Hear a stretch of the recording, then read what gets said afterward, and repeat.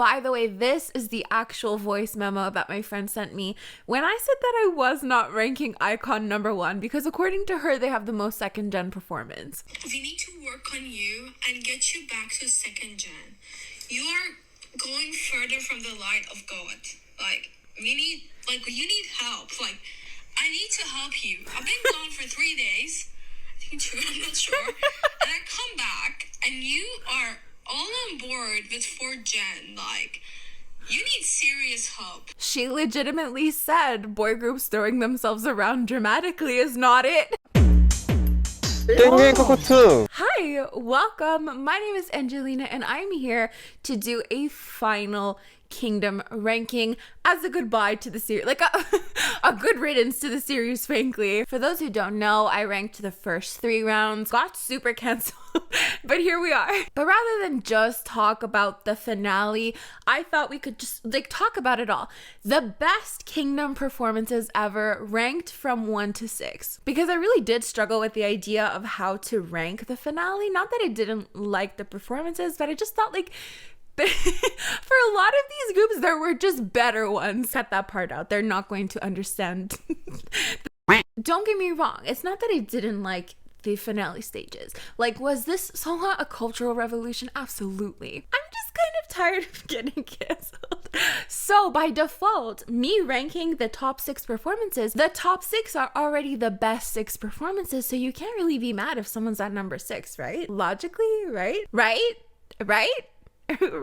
So yeah, this time I'm actually going to be considering every single aspect from the songs themselves, the performances, and I will be putting an emphasis on my vocals because I do genuinely really love that. But before we get into this video, don't forget to like, comment, and share it with friends you don't have. You can also join my Patreon and my channel members to help support this channel in a different way. I actually was considering doing the best and worst of Kingdom, so showing my favorite performance from each group and then my least favorite performance from each group, and I was like, that's a little too far after last time. So my channel members and my Patreons will get a version of this video where I do share my least favorite performances as well. So there's that. So keep in mind, these are still my top 6 performances out of Kingdom. I don't feel very confident with that disclaimer, so I have a whole legal spiel written out. All of these thoughts are my own and are not reflective of any group's actual talent. And thusly, I'm not liable. But yeah, let's get started with number 6 on our list. Now keep in mind, I've had a lot of time to really think about this. I've had a lot of time to look over these performances and see what I really value at the end of the day. At number 6, we have the boys with their performance of the Steeler Epic version. Now, for the first 2 rounds, I ranked the boys number 1. I really loved their performances, and I still really do love their performances. And I feel like this is a little bit of an unexpected choice. Why would you pick their 100-second performance where they literally have a very small amount of time to perform? They've had performances where they're hanging from strings and, they have so many props and the POV version from No Air.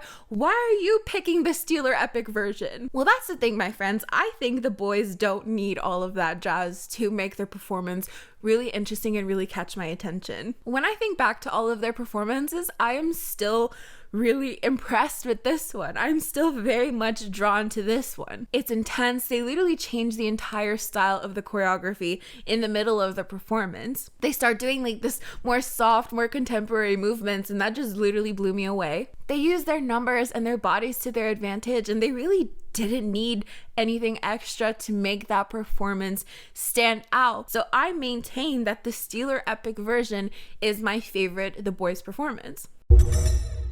So for number 5, we have SF9. Now, it was definitely between Jealous and Believer. However, I decided to go with Believer, because not only did I like the performance, but I also really enjoyed the song as well, as this was part of the finale, so we got to see original songs from each group. So we start off with a series of pre-recorded clips and a voice that says, "When the darkness comes, where must we go?" And then we cut to a black and white stage where people are being used as stairs as one member climbs down dramatically. And then eventually we have 2 members dancing in the center, and this part in particular actually gave me TVXQ's Catch Me vibes.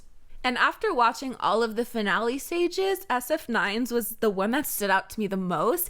And in my original finale ranking, I was going to rank them number 1. Like, I really enjoyed this stage. I loved not only the song itself, which, spoiler alert, second gen vibes for sure, but it was just a mix of majestic and creepy and delicate. Particularly this part where people's bodies are used to create this kind of tree, which is actually also reminiscent of EXO's Wolf. So yes, I maintain that SF9's best performance is of Believer.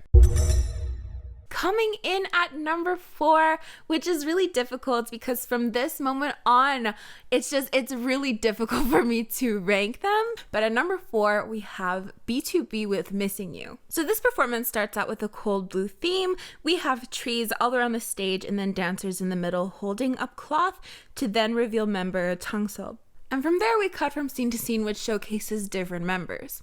And overall, not only is this performance just absolutely beautiful, but I also enjoyed the song itself and, of course, the vocals. Since we're here, the best vocal awards obviously has to go to B2B. I mean, as it should. They're mostly a vocal-based group, right? And before any fandom comes for me and is like, how dare you not say my faves for best vocals? I promise you, your own faves would have chosen B2B as well. Do not think for a second that they wouldn't have chosen B2B. So I definitely think B2B's best performance is Missing You.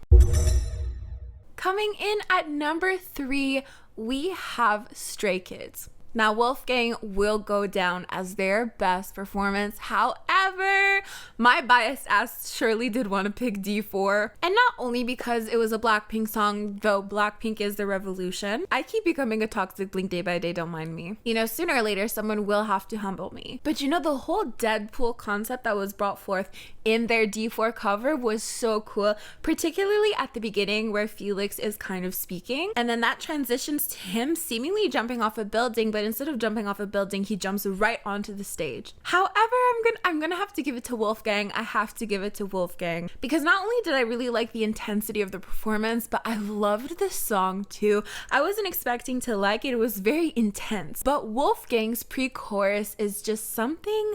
There's just something about it. When Seungmin was singing it, I was like, but the performance overall just really kept me interested throughout its entirety. Like, it is admittedly very intense. And no, we cannot talk about live vocals without talking about Stray Kids. Stray Kids were another group that really pushed forth those live vocals as well. So that goes down as my favorite Stray Kids performance on Kingdom.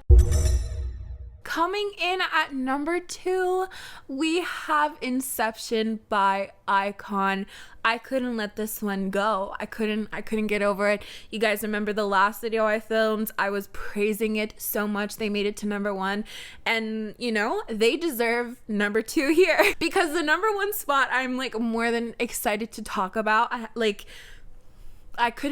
I'll explain later. But here's the thing. I do think that their interpretation of Inception is so far from the original. I don't even associate ATEEZ with this. I don't think of this as iKON's interpretation of an ATEEZ song. I feel like it's just an iKON performance. I literally don't think of ATEEZ when I think of this because I feel like it's so different. They really just did their own thing, but I appreciate that. They executed it so perfectly while having fun, and I feel like that is something that's missing so much in K-pop performances these days.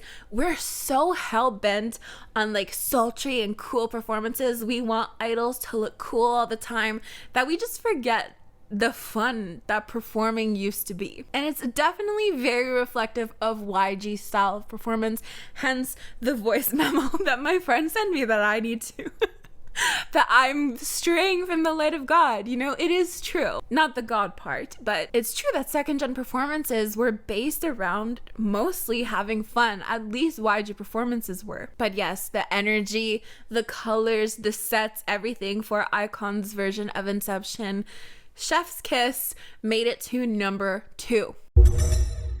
Yes, friends, we have finally made it to number 1. You guys can guess which group, but can you guess which performance? I'm gonna give you a few seconds to just guess. Yes. Answer, Ode to Joy. I know a lot of people are gonna be like, what do you mean? They had like a whole ass kraken, which I thought was a dragon, in one of their performances. The thing is, everyone loved that performance so much. Everyone was talking about it so much, how extravagant it was, how amazing it was. And I was like, I was like one of the few who was like, I didn't care for the giant tentacle. I'm sorry. I'm still really not over the fact that everyone collectively knew what a kraken was, and I'm over here. I was over here calling it a dragon tail. But it was not my favorite performance. I have to give it to Answer, Ode to Joy. Answer, Ode to Joy literally had the least amount of props, the least kind of going for it in terms of like switching from stage to stage. And yet the first time I watched it, I was blown away. I was so upset because at that point I was not ranking Kingdom videos anymore. But I was like, I'll be damned. The minute I decide to not rank Kingdom performances, and ATEEZ would have won number one.